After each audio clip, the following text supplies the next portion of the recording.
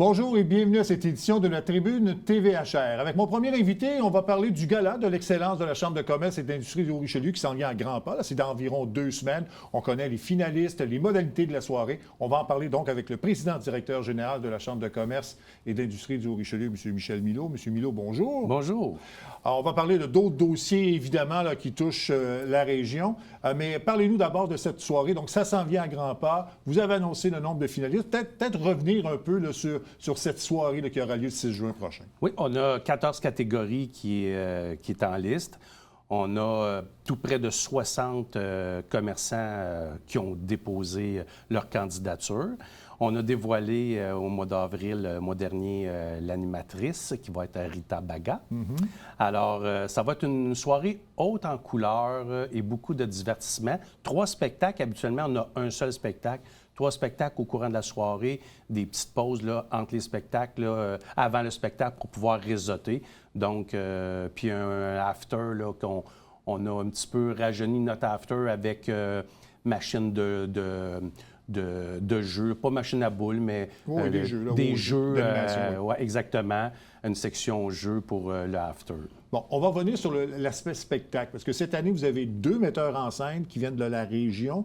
Donc, vous vouliez vraiment mettre l'emphase sur vraiment déployer un beau spectacle pour le 60e anniversaire de la Chambre de commerce. Exactement. On voulait sortir un petit peu des sentiers battus. Donc, on voulait innover un peu, on voulait rajeunir un peu notre ligne de pensée là, pour le gala. Donc, ça va être vraiment un beau gala. J'ai très hâte à la soirée. Le thème, c'est coup d'éclat. Je pense qu'en annonçant justement l'animatrice de la soirée, vous avez créé un coup d'éclat. Pourquoi avoir choisi justement Rita Baga pour animer la soirée? Mais on a toujours été dans le conventionnel, des bons animateurs ou des bonnes animatrices de gala. Ça a toujours été du conventionnel, une robe à billes, rien, pas de froufrou. Vraiment tenue de gala, là. Vraiment tenue de gala. Puis cette année, on a dit, pourquoi pas profiter du 60e pour briser cette glace-là, puis sortir des sentiers battus, puis d'offrir quelque chose de nouveau à nos membres. Donc, ça va sortir un peu du contenu gala, ça va être un peu plus festif, hein, peut-être? Exactement, un peu plus, parce qu'on connaît la répartition de Rita Baga, donc c'est pour ça qu'on l'a choisi également, ses spectacles, sa répartition, donc on va mettre un peu d'humour autour de ça, un peu de répartie. Donc, on lui a pas mis une boîte, là, c'est libre à elle. Elle a carte blanche? Elle a carte blanche, c'est libre à elle, tout en autant qu'on donne la visibilité aux entrepreneurs, mais pour le reste, là, c'est... Mais c'est bien qu'on accorde une carte blanche comme ça à l'animateur, parce que quand on embauche une personnalité, bien, c'est la personnalité qu'on embauche. Donc, si on lui met des contraintes, cette personne-là n'est pas nécessairement elle-même. Donc, qu'elle ait carte blanche pour animer la soirée, ce sera tout à fait une soirée Rita Baga, dans le fond. Exactement. Puis quand j'ai parlé avec son agent, il m'a dit « Qu'est-ce que tu t'attends? » Et j'ai dit « Je m'attends à rien. C'est carte blanche, c'est elle qui anime, c'est elle qui fait le show, puis c'est elle qui va mettre les entrepreneurs en lumière. Donc, on veut quelque chose d'éclaté. Puis ça va être le titre de notre gala. Fait que ça a super bien passé. Bon, pour revenir aux catégories, donc 14-15 catégories, là, il y aura même une personnalité de l'année. On va y revenir. Mais... je pense que quand on regarde, il y a une 60aine d'entreprises, je pense, c'est d'organismes qui sont finalistes pour le gala. Je pense que ça prouve une espèce de vivacité du milieu actuellement, là, malgré tout ce qu'on a passé au cours des dernières années. Oui, c'est pas toujours facile, mais on a un bon moteur économique. On a une belle diversité d'entreprises dans le Haut-Richelieu. Puis pour nous autres, c'est toujours un grand bonheur de les mettre en lumière puis de les faire... de les mettre sur le spot, là, comme on peut dire, là, pendant cette soirée-là, puis pendant les semaines avant et après le gala, ça a une grosse retombée pour chacun d'eux. Votre nom le dit, c'est commerce et industrie, oui. Mais il y a aussi une place pour les organismes communautaires dans la région. Et ça, c'est tout à votre honneur parce que c'est une très belle vitrine pour ces organismes-là de se faire connaître lors d'une soirée comme ça. Oui, parce qu'on a sur le territoire 198 organismes, 196 ou 198, mais tout près de 200. Puis, on connaît ceux qui sont les plus actifs, mais on ne connaît pas les autres. Donc, il y a des belles choses qui se font à Saint-Jean via ces organismes-là, du bénévolat, etc. Donc, on leur offre la possibilité de remettre leur organisme en lumière, de se faire connaître Et puis, ça participe très, très bien. Oui, c'est ça. Puis il y a une place aussi pour la relève, les jeunes entrepreneurs, les jeunes personnalités en affaires. Donc ça aussi, c'est un aspect important du gala. Oui, on revient avec une bourse coup de pouce. Là, encore cette année encore, on va en avoir 2. Louis Lemieux va contribuer à une bourse et l'aile jeunesse, via la Ville, va contribuer à l'autre bourse. Donc, oui, on souligne nos jeunes entrepreneurs. C'est important, c'est notre élève, c'est notre futur moteur économique. Donc, c'est important de leur faire une belle place au gala. Tout à fait. Et en plus des catégories, là, vous allez honorer aussi les entrepreneurs qui se démarquent dans la région. Là, il y aura 2 prix particuliers, là, personnalité d'affaires et jeunes leaders. Oui, exactement. Puis, bien, naturellement, jeune leader, la formule est un petit peu différente. C'est sous forme d'entrevue face au jury qui a été choisi. OK. Personnalité d'affaires, c'est le conseil exécutif qui a choisi parmi une liste là, que nous, la permanence, on leur suggère. Et cette année, j'ai fait un petit peu différent. Je ne l'ai pas piégé. Ah non? Fait que la personnalité d'affaires va être dans la salle, mais elle ne sait pas du tout. OK. Il n'y a aucune fuite jusqu'à maintenant. Sauf un indice. Oui, on donne des indices, mais si vous avez remarqué, les indices sont assez vagues Oui, pour pas justement, surtout que la personne se reconnaisse. c'est ça. On peut en donner un parce que ça a été publié. Là, c'est ça. Cette personne-là œuvre depuis plus de 40 ans dans le milieu. Exactement. Puis c'est une entreprise de plus de 25 employés. Bon, OK. Fait qu'on... Mais ça participe. Les gens, ils vont... Ah, je pense que c'est cette personne-là. Puis on a beaucoup de plaisir. Puis je rappelle aussi que les votes Coup de cœur du Canada français sont encore en cours. Ouais. C'est important. Puis je vous dirais que la compétition est assez chaude Ah oui, hein? à la ligne d'arrivée. Oui. Ben oui, ben en tout cas, j'ai eu l'occasion d'en rencontrer quelques-uns là, depuis que j'anime l'émission et aussi des contacts avec plusieurs. Et j'ai remarqué là, cette espèce de... Je parlais de vivacité, mais aussi là, les idées qui émanent. On va recevoir d'ailleurs plus tard cette semaine là, la propriétaire de Uve Armure qui est une très belle histoire. Vraiment. Vous allez connaître ça. Donc on remarque vraiment le dynamisme des commerces et des industries dans le Haut-Richelieu. Oui, puis ce dynamisme-là, il est tellement énergisant pour nous pendant les journées de jury. Cette année, c'était 4 longues journées. Ouais. C'est tellement énergisant. Puis à tous les années, on découvre des nouvelles entreprises comme celle que tu viens de nommer, que je ne connaissais pas du tout. Donc, oui, on découvre des beaux petits bijoux. Bon, donc si on revient, donc c'est le 6 juin. C'est à la Corporation du Exactement. Fort Saint-Jean. Oui. Donc, les gens peuvent se procurer des billets pour cette Oui, soirée-là. on a déjà 400 billets de vendus. Fait que les ventes vont super bien. Fait qu'on va atteindre fort possiblement notre maximum là, aux alentours de 605, 610, là, le maximum là, que la Corporation nous demande. Bon, tant mieux. On va parler de d'autres sujets maintenant. Il y a le sujet des travailleurs étrangers autonomes. Vous avez pris position là-dessus. On a reçu M. Jeannot de NextDev, qui était un en fait, celui qui a pris un peu la tête de ce dossier-là dans la région. Là, il y a un nouveau gouvernement qui a été nommé, un nouveau Conseil des ministres. C'est un nouveau premier ministre, en fait. Qu'est-ce que vous souhaitez obtenir de l'actuel gouvernement dans ce dossier-là qui touche vraiment durement les entreprises de la région? Bien, c'est un dossier qui est à deux parts. Là. Il y a une portion qui est gouvernement fédéral, puis il y a une portion qui est gouvernement provincial. Au fédéral, ce qui nous nuit, c'est que le Saint-Jean-sur-Richelieu, ils ont été mis dans le RMR, région métropolitaine. Donc, on n'a pas le même taux de chômage, on n'a pas le même bassin, mais par contre, on est dans les mêmes règles qu'eux. Fait que ça nous nuit énormément. Donc, nous, ce qu'on demande, puis on a demandé au fédéral, c'est de nous sortir du RMR dans un premier temps, afin qu'on soit capable là, de travailler différemment nos dossiers de travailleurs étrangers temporaires. Et ce qui est au gouvernement fédéral, bien, c'est de revoir les règles. Je sais qu'ils veulent diminuer le nombre de travailleurs, il y en a trop, l'argent s'en va à l'extérieur, il y a 18 000 raisons. Mais dans le fond, là, les entrepreneurs qui utilisent ces travailleurs étrangers-là, si on se dit les vraies choses de la vie, là, c'est des jobs que le Québécois ne veut pas faire. Puis on a besoin de tout ça. On a besoin des gens dans la restauration. On a besoin des gens chez Bourassa Transport qui vident les vannes. Terres agricoles. Bien, l'agriculture n'est pas touchée par ce dossier-là. Non, mais ça fait peur à certaines personnes, par exemple. Exactement. Parce que ce qu'on m'a dit, c'est qu'un travailleur, par exemple, l'homme pourrait travailler dans les terres et son épouse ou sa conjointe pourrait travailler dans une entreprise. Exactement. Mais là, ça freine ça parce que là, le conjoint ne peut pas nécessairement... les deux conjoints ne peuvent pas travailler nécessairement en même temps là, à cause de ces règles-là. Exactement. Puis fait que là, bien, il y a des entreprises... Mais je vais revenir sur Bourassa Transport. Il a acheté des maisons, il les loge, il en prend soin. Mais c'est essentiel pour la continuité de son entreprise. Puis là, bien, il n'est pas capable de renouveler ses permis. Fait que oui, on fait beaucoup de démarches, mais c'est un dossier qui est vraiment, vraiment important pour le moteur économique de la région. Puis est-ce que vous souhaitez qu'un nouveau premier ministre change les règles? Parce que là, c'est pas... on sait que la décision venait de l'ancien gouvernement de Justin Trudeau, mais là, avec un nouveau premier ministre, est-ce que vous souhaitez et que vous espérez que ça change? Oui, puis il faut que les deux premiers ministres se parlent, provincial et fédéral, puis qu'ils alignent les violons dans le même sens, puis qu'ils donnent un coup de main aux entrepreneurs, parce que c'est des payeurs de taxes, puis ils dépensent ici, ils mangent, puis ils dépensent. On a besoin de ces bras-là, puis à moins qu'ils trouvent un bas à quelque part, là, plein de travailleurs québécois qui vont vouloir faire ces emplois-là, mais jusqu'à maintenant, c'est pas le son de cloche, là. Pour conclure le dossier du nouveau cabinet fédéral, vous avez fait des recommandations lors de la campagne électorale, entre autres, nommer un négociateur en chef Canada-États-Unis, investir plus en défense. Donc, avec la composition, donc, c'est des souhaits que vous faites là, pour le prochain mandat là, à Ottawa, là, pour la région du Haut-Richelieu? Oui, puis c'est des demandes importantes parce qu'on a des entreprises qui exportent énormément.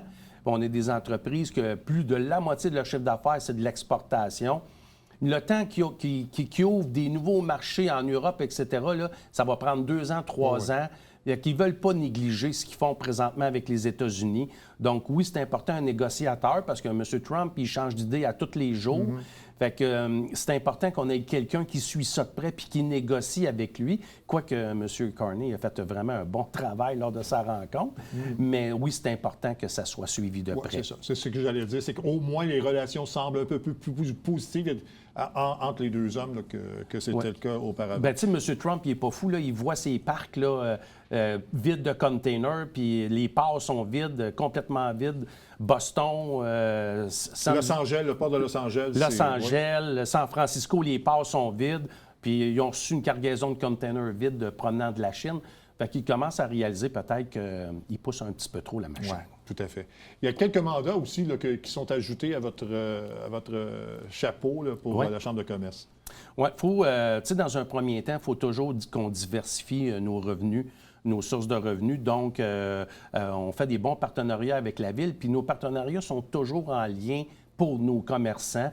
Donc, on a accepté de faire la Fête du Canada qui va se tenir ici au centre-ville, à la Place des spectacles. Qu'on va faire le 1er juillet, naturellement. Et on va faire le marché de Noël. C'est les 2 nouvelles activités là, qu'on a accepté de faire avec la Ville qui va se tenir la fin de semaine du 27-28 novembre. Là. Puis, en terminant, il y a des activités qui s'en viennent au cours de l'été. Là, puis, comme ce sera la dernière occasion qu'on se voit avant la pause estivale. Donc, vous avez mentionné Fête du Canada, mais il y a aussi Boom Derry et le tournoi de golf en septembre aussi. Exactement. Que vous organisez. Oui, la Boom de Derry qui va être la fin de semaine du 23-24 août.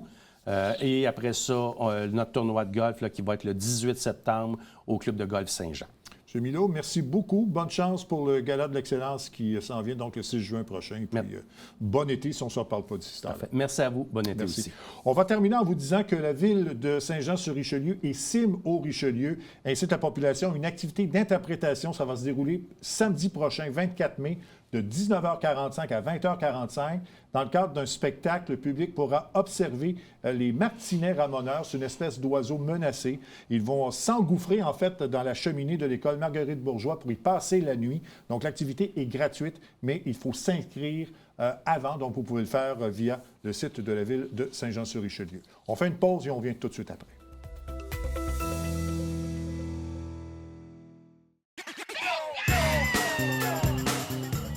Vous êtes un adepte du bingo? Télébingo vous permet de jouer dans le confort de votre foyer. 4 500 $ en prix à gagner. Et pour ce faire, vous devez vous procurer un livret comme celui-ci au coût de 9,50 $ chez un de nos détaillants, dont la liste apparaît sur notre site internet tvhr9.com. Donc, c'est un rendez-vous dimanche matin 9h30. Télébingo. Salut, ici Alexandre Baudouin. Et François Trépanier. Hey, François, souvent les gens nous demandent quand est-ce qu'on peut vous regarder? Mais là, c'est à partir du mercredi. Mercredi, 19h, on vous fait découvrir des acteurs de l'industrie sportive locale qui se distinguent. Manquez pas ça.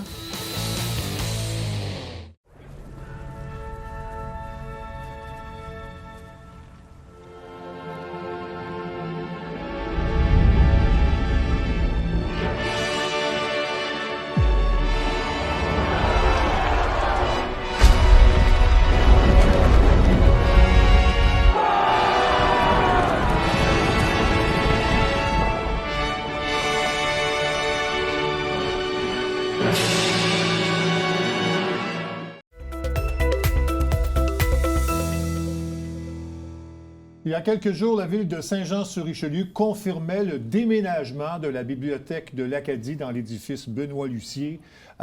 C'était un projet qui datait quand même de quelques temps et là, ça s'est confirmé. Donc, les résidents de l'Acadie qui pourront bénéficier d'un très beau site pour la bibliothèque. Et j'en parle avec Mme Geneviève Cadieux, qui est chef de division des bibliothèques pour la ville de Saint-Jean-sur-Richelieu. Mme Cadieux, bonjour. Bonjour. Donc, c'est une bonne nouvelle. Moi, je viens de l'Acadie. Je connais beaucoup de gens donc, qui résident dans le secteur. Donc, le fait d'aménager dans de nouveaux locaux, c'est une très, très bonne nouvelle pour les résidents du quartier. Alors, effectivement, c'est une excellente nouvelle. On est très, très contents. C'est un bâtiment qui nous va offrir, dans le fond, à nos citoyens, nos usagers, une accessibilité beaucoup plus grande. C'est très lumineux. On a réutilisé notre mobilier, mais c'est à air ouverte à l'intérieur. Il y a des travaux qui ont été effectués. Donc, ça va être un lieu vraiment convivial, agréable, où les gens vont pouvoir venir faire toutes sortes d'activités, profiter de nos services également. Bon. Je disais que ça datait quand même d'un certain temps qu'on y réfléchissait, mais peut-être nous parler un peu là, de l'ébauche, qu'est-ce qui a amené justement à cette décision et à l'ouverture de la semaine dernière? Bien, il y a toujours le souhait d'offrir un point de service à l'Acadie, bien sûr. Il y avait certains enjeux structurels. Vous savez que le poids des livres, c'est quelque chose qui n'est pas négligeable. Donc, ce n'est pas des structures ordinaires qui peuvent soutenir un poids comme ça. Donc, il y avait des enjeux. Le bâtiment, Jean-Philippe Toupin n'ayant pas été conçu à cette fin-là au départ. Donc, de fil en aiguille, constatant cette situation-là, le projet s'est mis en branle. L'édifice Benoît-Lucier, qui est l'ancien hôtel de ville de l'Acadie, était déjà la propriété de la ville.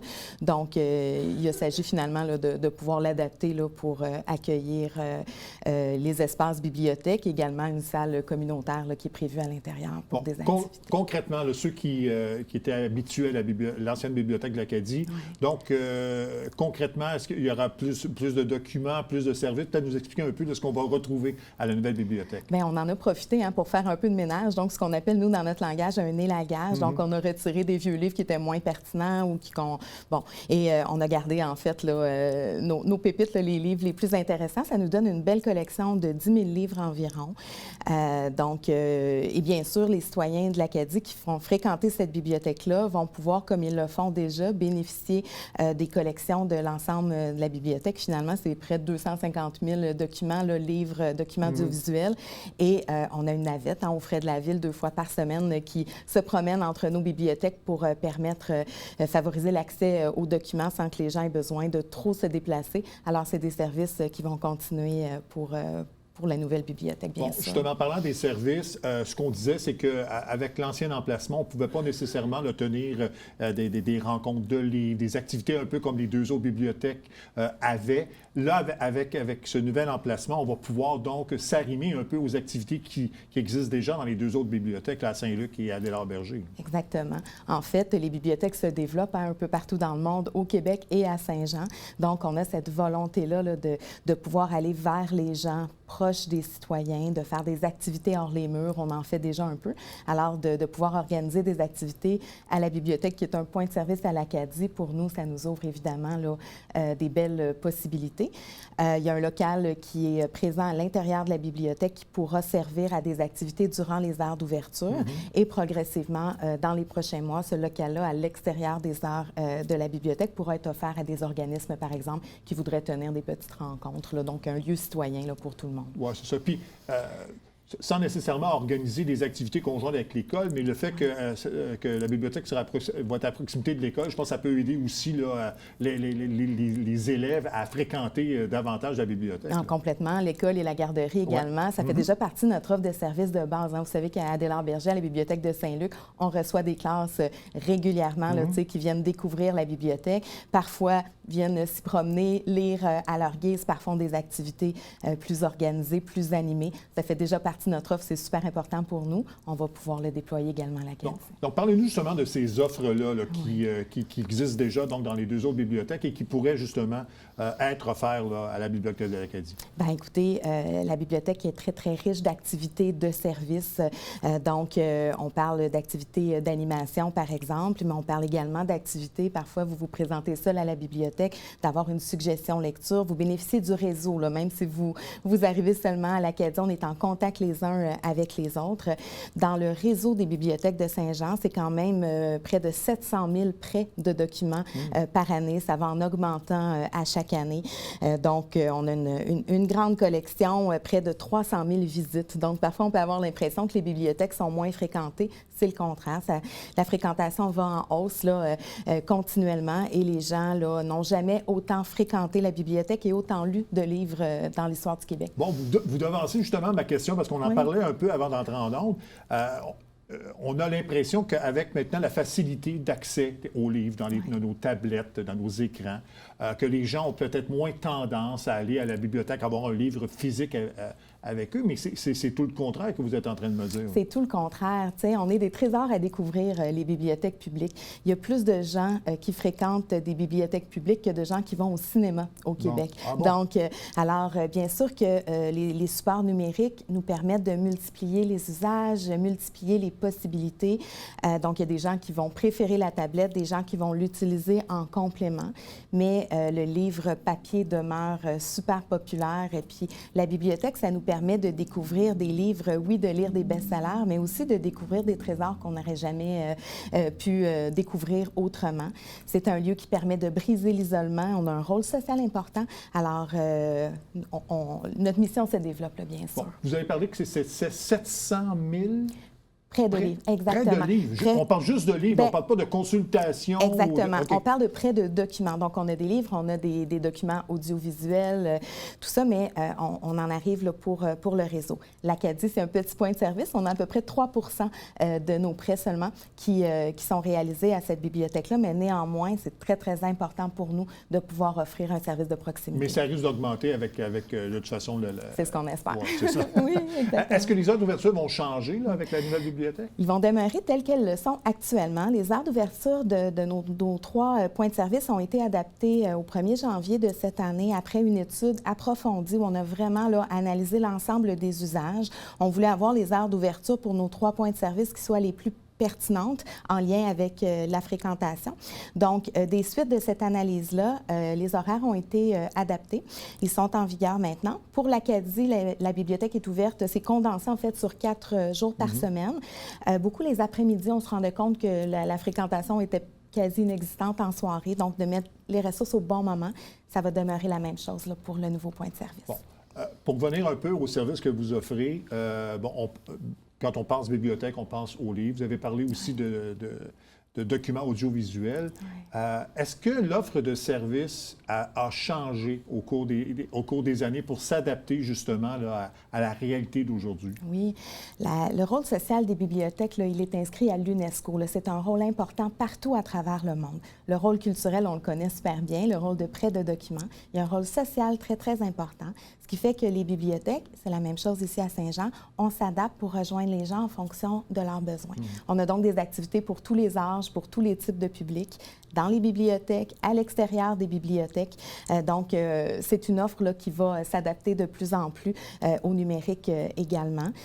On a des activités qui sont chères à notre cœur, pour lesquelles qu'on organise année après année. Je pense au club de lecture d'été, entre autres, là, qui rejoint là, plusieurs centaines d'enfants par année, où les enfants viennent cumuler des lectures, participer à des tirages pour des prix de participation, participent à des activités, des spectacles tout au long de l'année. Donc, c'est une activité super super populaire, mais on pense aussi à des conférences découvertes pour les adultes. On a des ateliers écolo-environnementaux.